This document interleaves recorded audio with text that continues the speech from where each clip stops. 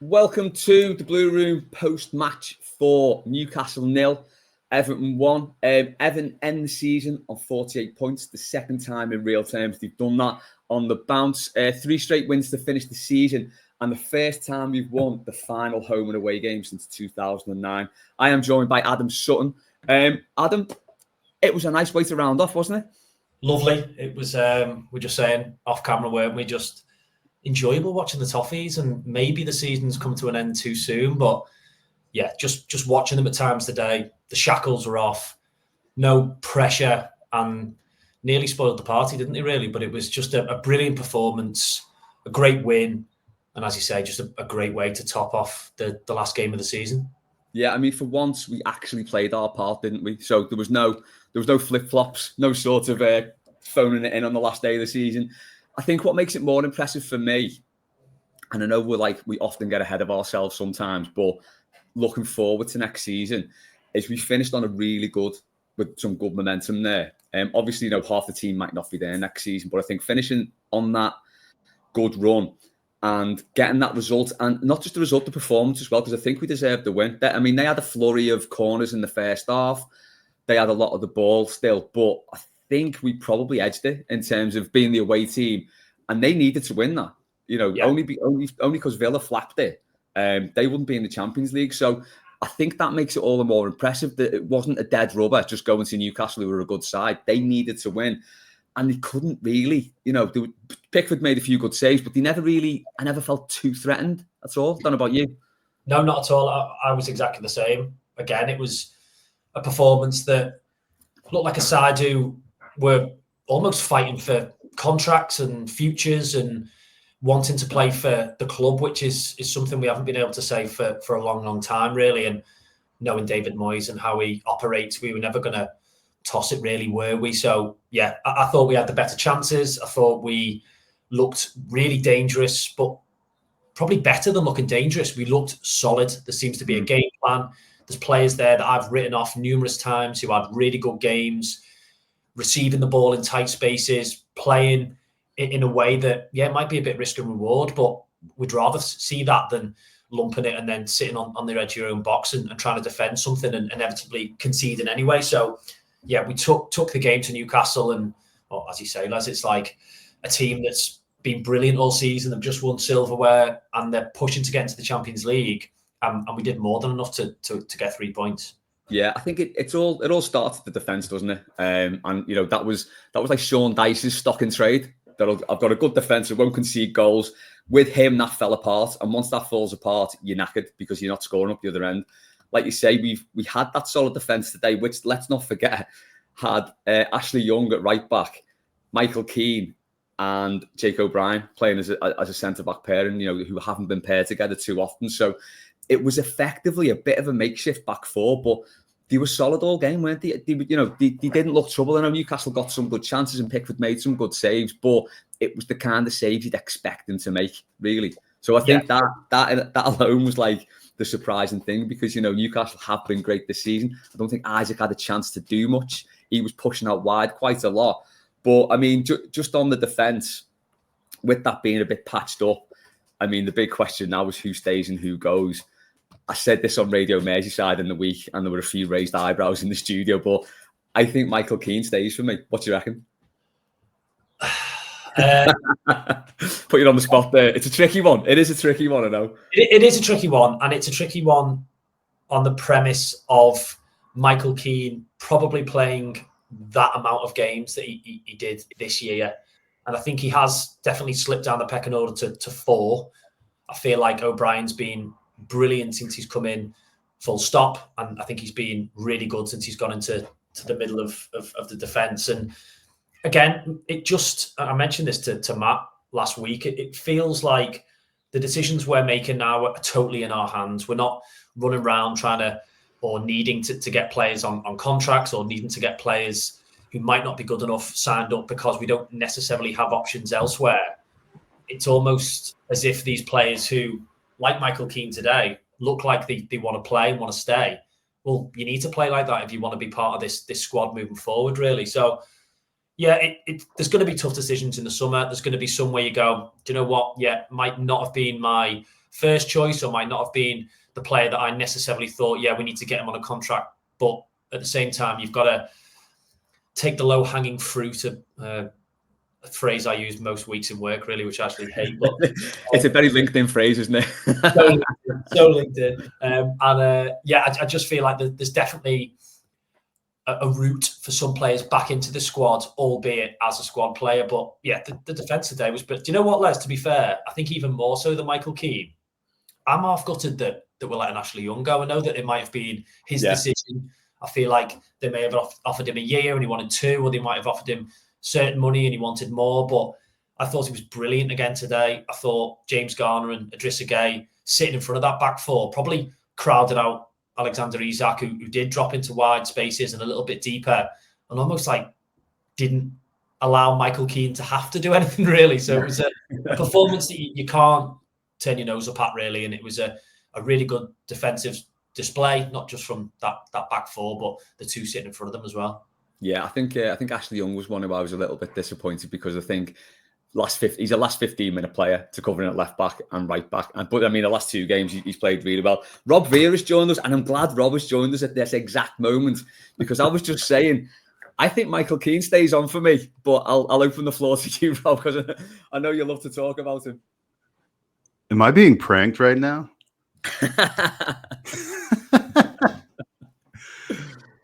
I mean, the timing of when I finally saw the WhatsApp message with the link to enter into a discussion where you guys are so drunk on this super fun, impressive, utterly meaningless result and its importance on how we ought to view the nearly decade of Michael Keane being 80% crap at Everton and getting rewarded with 2 and now suggesting a 3rd contract. Give him a testimonial for me. Die, both of you, but Les, especially you. I feel like you're stabbing me in the front and in the back right now. Look, let me put it this way.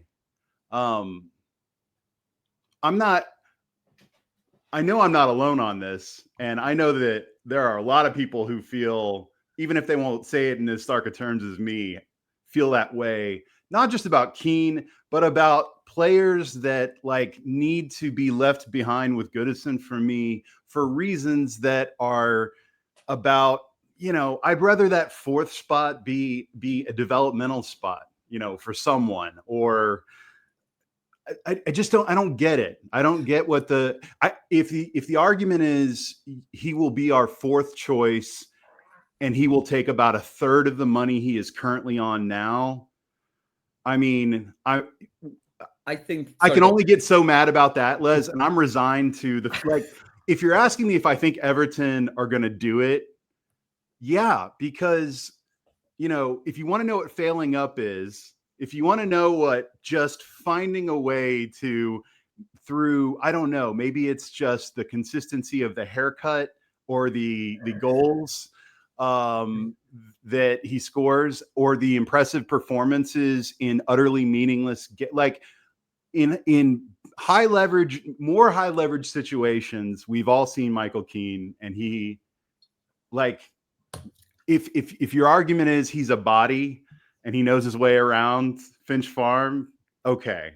I mean, whatever, I guess. But I just don't understand why. And I certainly don't think this performance means anything when we have seen this much of him. We know everything we need to know about him. And the only difference between now and next season is he's just getting older. And so who cares? I think my rationale for it, Robin, we won't pull at this thread too much. We'll move on because it was a great performance. And I don't want to kill the vibe on the last post match.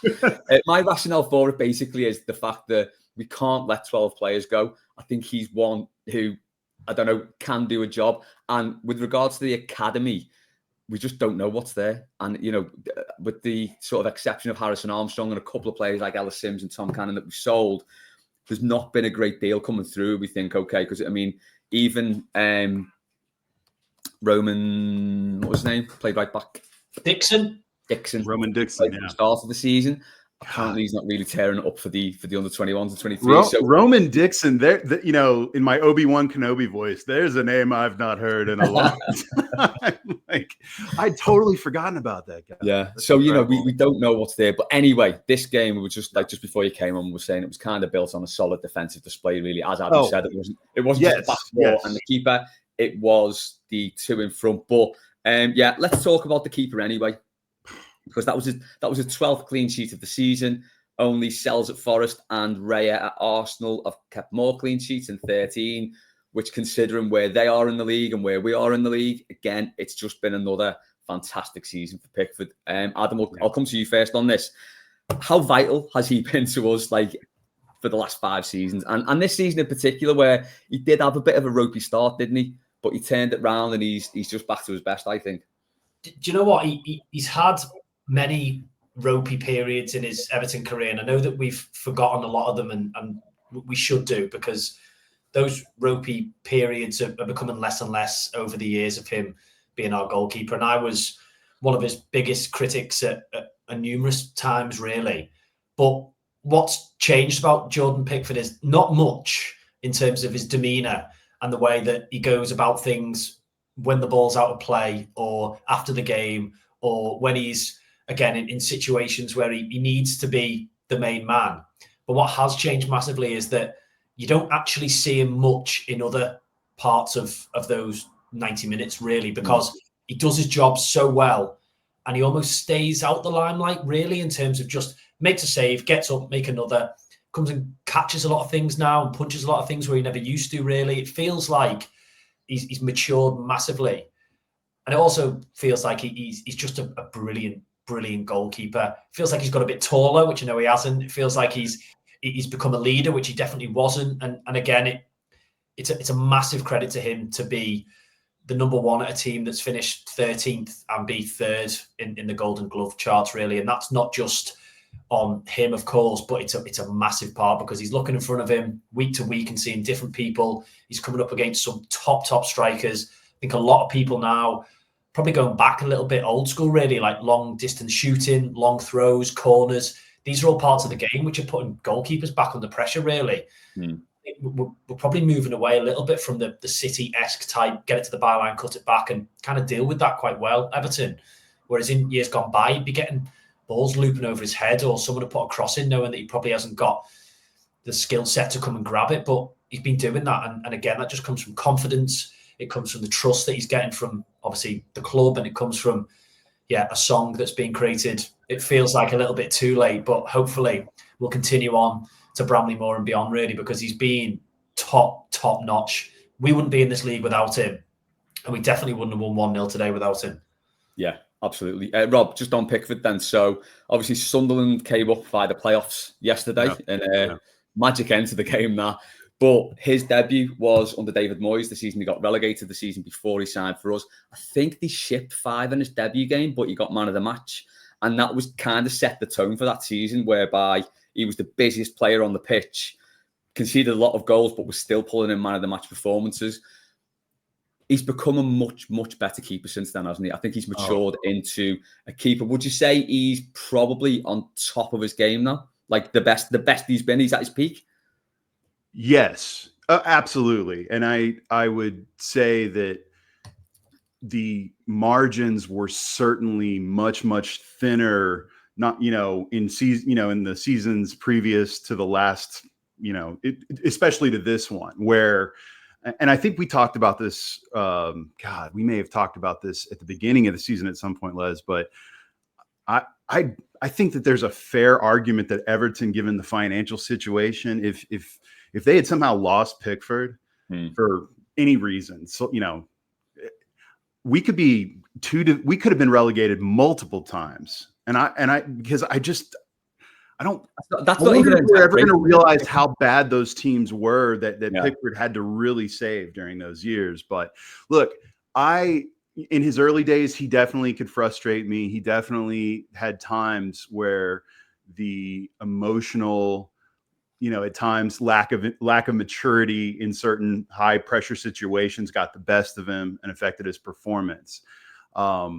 But and I was certainly skeptical in those days, given some of the other problems we had. If having this, at the time, ironically, I felt like was a luxury to have a keeper like him, which it's amazing how he became the most important player to keep us afloat during this entire era under Mashiri. And yeah, he's at the top of his game. He's been fantastic. I don't remember the last time, because we all have these kind of lingering thoughts or doubts about every Everton player. The ones that are getting good, are they going to really be good? The ones that are bad, are they really that bad?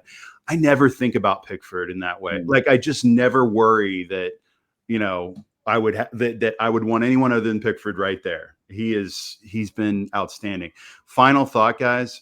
Remember, for me, and I don't know the science behind this, when he changed his haircut to the villainous grease back Wall Street 80s cokehead villain style, whatever, I don't know if it's that combined with like Peaky Blinders. I have no idea but when he went greased back with his hair, I remember thinking, oh, he really, he wants everyone to hate him. And then he became amazing after that. I have no scientific reason as to why the hair, I think, leveled up on his maturity. But I think he has aged like a fine wine in the way that we always talk about wanting goalkeepers to be able to do, but not nearly not nearly as many as you think actually do. And he's been outstanding this season.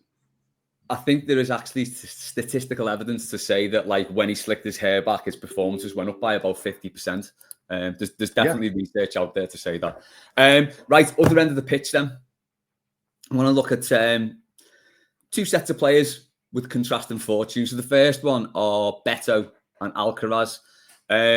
Now, Beto, he looks ungainly. I thought today he looked great. I thought every aspect of his game today was really good. Now, David Moyes coming in has made a massive difference to his game. And even though he's looked very, very ungainly at times, he scored a lot of goals. And that, we can't turn our nose up at someone who's going to let 10 goals a season, something like that, the position we're in. I think Charlie Alcaraz up with him. I think the two of them link up really well. Now, if we can get a better striker in than Beto, of course we need to do that. But Adam, I think looking at those two, think back to Palace away, think back to today, I think they've got a really good understanding that could be the germination of something quite nice up front there. 100%. It feels to me when I watch them two that they are like a Palace pairing that I would hate for Everton to play with.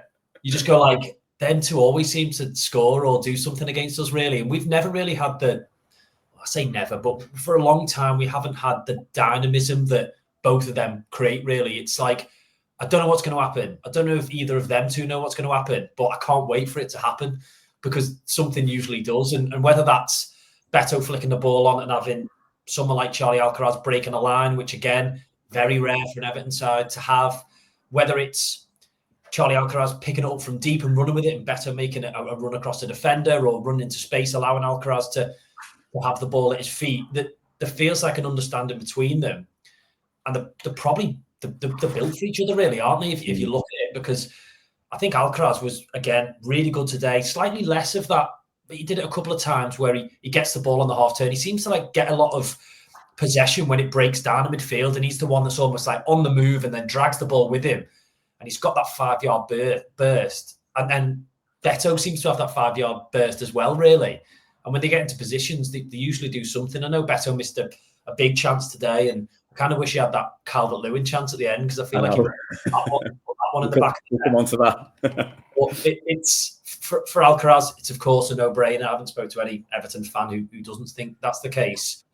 And Beto is, again, for me, an Everton player that will be massively effective regardless of the role he plays. He feels like the type of player that does need to play a lot of football to find form, which is evident over the David Moyes period of being back, really. So, listen, if we can get someone in who's going to take it to another level, then great. But again, it comes down to what I said before, Les, where we're in a position now where we've got players who aren't just turning up and in the starting 11. And you might have players in the summer who are coming in who can actually probably have to think the same way. If a striker comes in and he was coming into Everton 6 months ago, we go, I'm just going to get in the team there. Maybe, bro, you thought that to a certain extent. Whereas now it's, no, the levels have got to be good because we've got a lad there who's chomping at the bit to play football, and he scores goals. He's proven it, really. So it feels like there's a different level to Everton at the moment in terms of the way in which we can play, especially away from home. Alcaraz can really turn the game on its head. And when you score goals in random ways and go 1-0 up in a game, and you've got the defence that we've spoken about behind you, then you're not going to go too far wrong, are you, really? And I feel those two players have been massive in getting us results, getting us points, and then also giving us something exciting to watch. Yeah, and you look at just a good point about the aways there. So you look, we've beat, since Moyes has been there, we've beat Fulham, Brighton, Newcastle. There's been another couple of good away wins, hasn't there? Palace was a good one. Palace as well, yeah. So, there are some good away wins to get under our belts. And as you say, both of them have been instrumental in those wins. Rob, will just come to you on the goal. Obviously, Alcaraz nets it, but it was some nice play from Ndai. And has Mykolenko been working on his crossing game, do you think? Because he's starting to put some reasonable looking crosses in today, which was one to Alcaraz. A lot's been made, I've seen on Twitter, of comparing Alcaraz to Cahill, because that was a very Tim Cahill goal.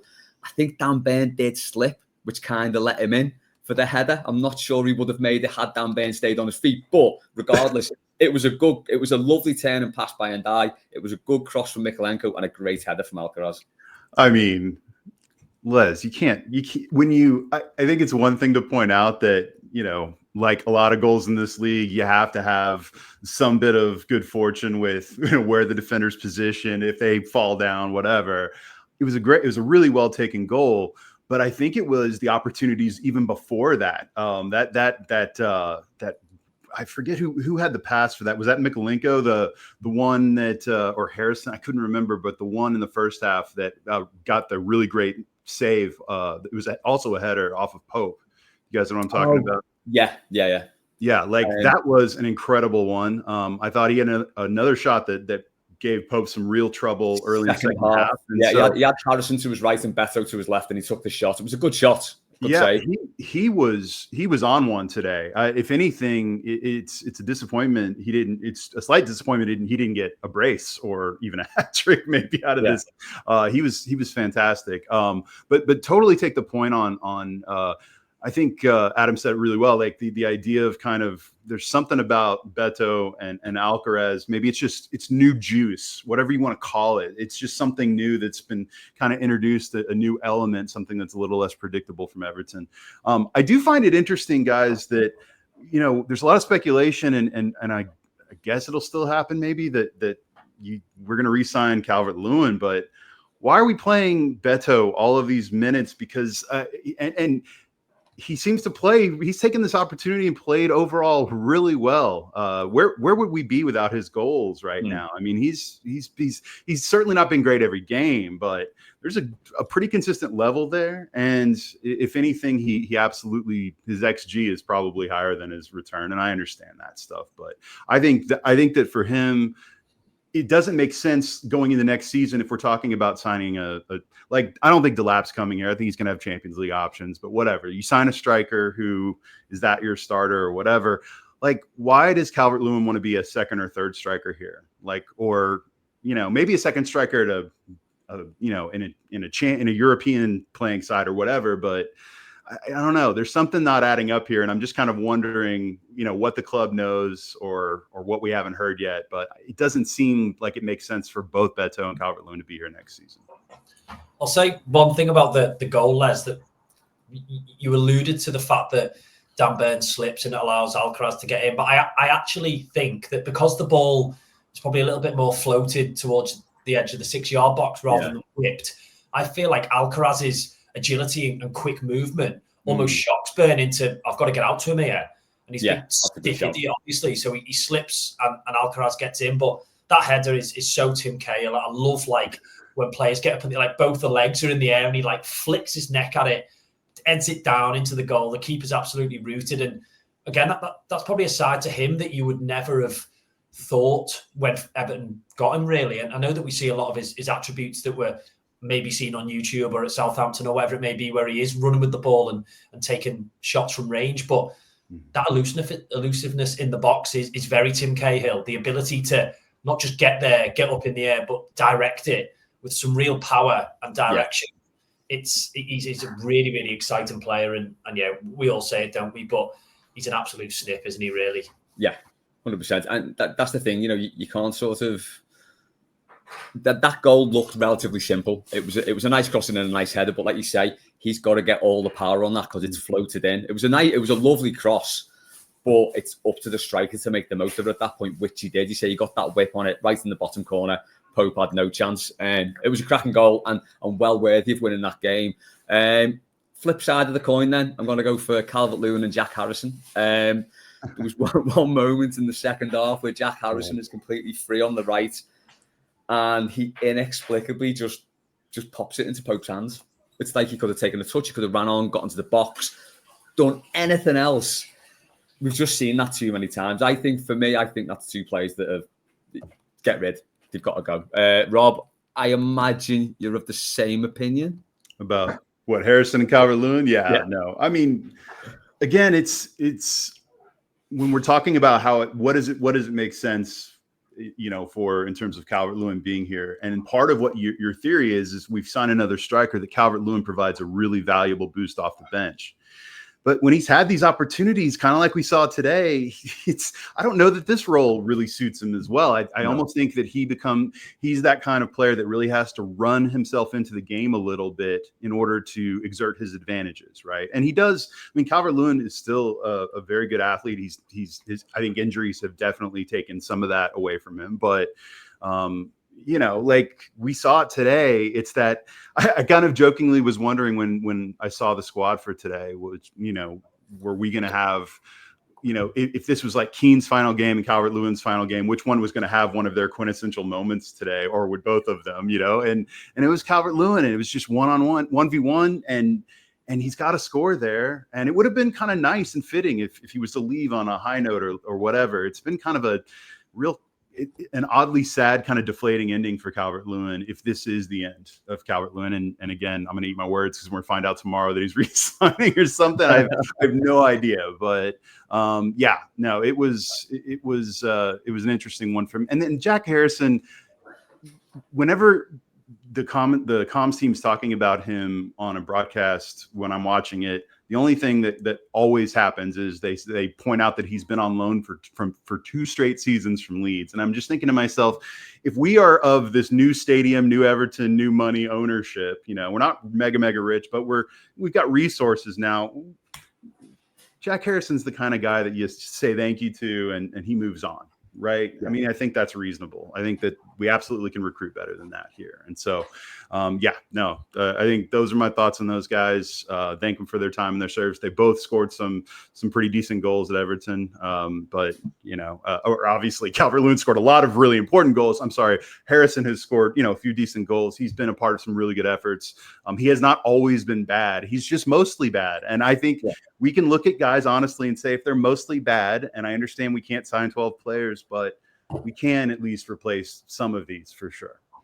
For me, Les, there's a massive difference between maybe more Alcaraz and Njai and then Calvert-Lewin and Jack Harrison is that those two former players are confident that they're going to do something when they get a chance to do something. Whereas I think Dominic Calvert-Lewin, he never looks comfortable in front of goal, does he? And Jack Harrison very rarely looks comfortable with the ball at his feet. And a massive part of football is having the ball at your feet, which is really for a professional footballer. But then there's that almost arrogance and confidence that you've got in Iliman Ndiaye and Charlie Alcaraz and Beto to a certain extent when, he misses a lot of chances, but he kind of has his set routine of a shot or he has his set thoughts when he's running through on goal. Dominic Calvert-Lewin, he's never a clue where he's putting that ball before. No, he's coming out the cold a little bit and it's his first chance, but he's hit the ball straight at the keeper into his chest, which is the one place that you don't want to hit the ball. If he blazes that over the bar, you go, he's just snatched at that. But it's not even a footballer's finish, really. It's a strange strike. And again, I never want to slew Calvert-Lewin too much because, as Rob says, he scored massive goals for Everton. I feel harsh talking about him sometimes because he has been such like a big part of our recent history.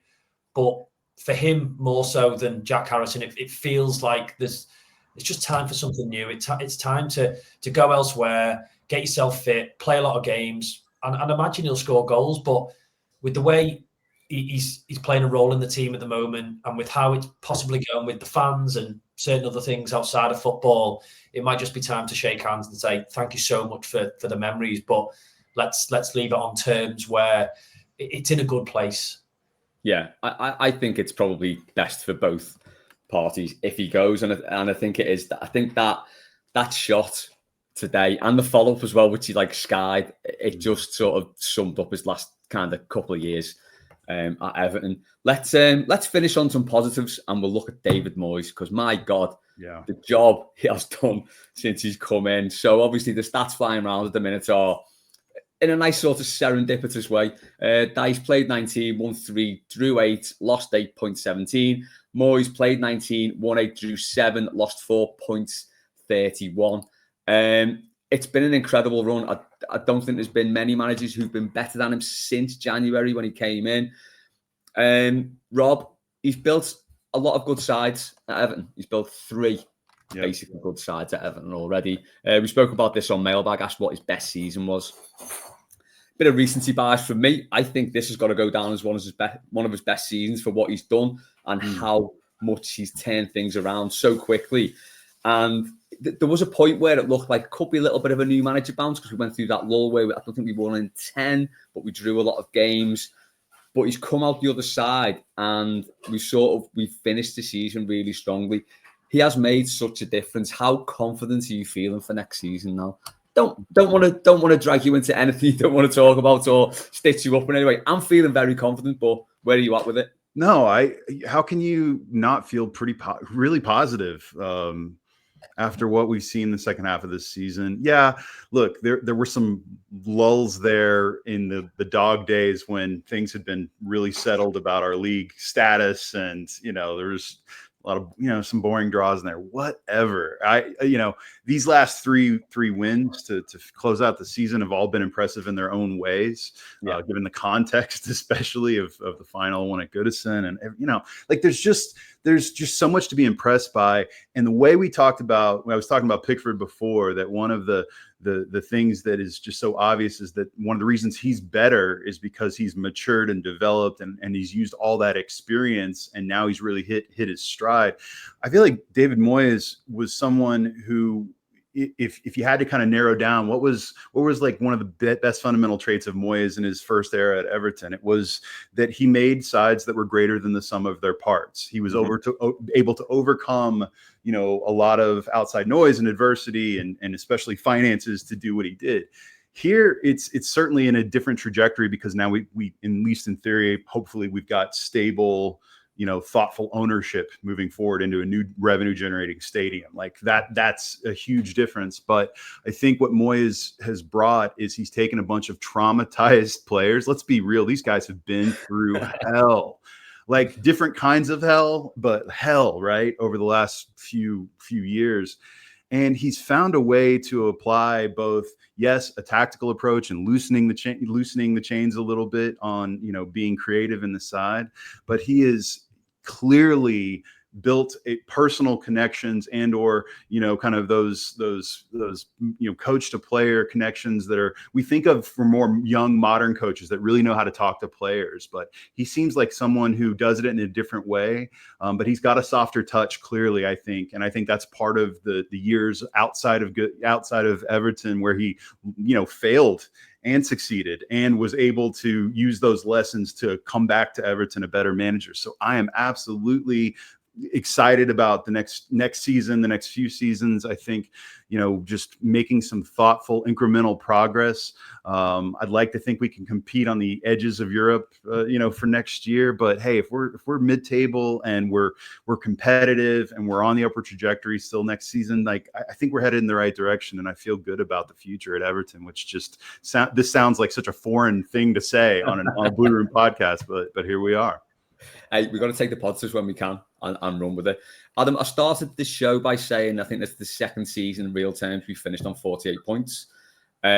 which is, for where we are, I think we'd all agree we are a mid-table side. This gives us a decent platform now, doesn't it? I mean, we've already said, a lot of those players who've played this season and last season won't be there next season. But I think that sort of says we're solidly mid-table. We've thrown quite a few points. Even when Moyes has been in charge, we've lost a couple of 2-goal leads, which could have pushed us up even further. You're looking more towards the 60-point mark than if you just keep hold of those games. But I think it does give us a pretty good platform to build on, doesn't it? 100%. And again, I think from what you said before, Les, I might be wrong about this, but points-wise, if we had 0 points when Moyes came in, we still would have stayed up. Which is hilarious, actually, isn't it?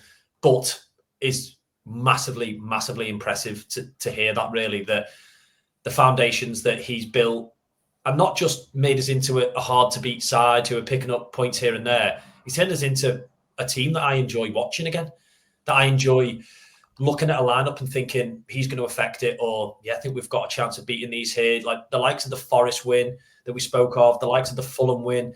These are like teams that are fighting to get into Europe. And if that's not a foundation for next year to go up against these, and we're so much bigger than a lot of these clubs above us, so much bigger in terms of what we stand for, the history, the club, and now looking forward, we've got a real opportunity to go and, well, not just talk about how big of a club we are, but actually show it. And I feel like if we can smoothly transition into the ground, and I know that there's definitely going to be periods where we are saying, I don't know if this is the right move, or it feels like it might have been something that's turned, again, I said it to Matt last week, it's turned from a football club into a commercial ploy, so to speak. But there's a manager there who knows what he wants and understands what we want and isn't trying to be someone that he isn't. And again, having that as an Everton fan is only going to have one effect, really. And if we're behind the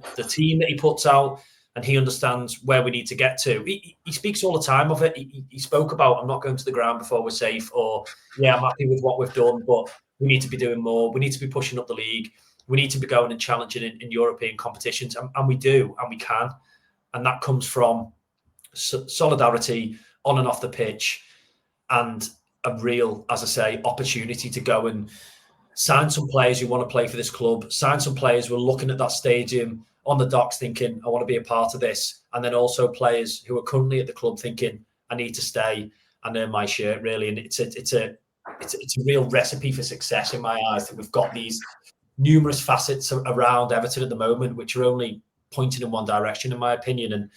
And that comes from him not just steadying the ship, but it cannot be understated. And none of us do understate it, but it cannot be understated how massive of a job it was when he walked through the door for that second time. And all faith in him taking us to the next era, and not just taking us there, but really getting us back to where we belong. Yeah, it would be nice. It would be a nice sort of serendipitous thing if that happened. I think it would be great. Just on your point there, had he come in on 0 points, we would have actually finished 6 points safe, and we would have been 6 points ahead of Leicester and 7 points behind Tottenham, who would then have sat in 16th, and we'd have been 17th. So, I mean, some people say this hasn't been a terrible Premier League, but when you look at things like that, it's not been great. Rob, any final thoughts before we sign off? No, hey, isn't it nice? This is the first time in so long we get to end the season without the normal, like, tumor-sized, like, existential dread in our chest, right? Like, it's such a different feeling, and it's great to go out on wins. It's great to see them perform well today. For anything we talk about in terms of player decisions and guys moving on, we're transitioning, but this was a great effort today. The last several months, to Adam's point, I mean, this has been a team that you look forward to watching. I think we can build on that. I can't wait to get into the new stadium. We got to make it our own. But these are good problems to have, like growing pains into a new stadium. Like, these are good problems to have compared to what we've been dealing with. So excited about the future. And that's all I got. One thing I'll say just to finish is that the fans have obviously been amazing for huge periods of the last couple of years, but going back to Goodison last week, seeing them, hearing them on the telly today, being in and around the city and the ground last week, there's a shift in mentality and there's a shift in the feeling of being an Evertonian.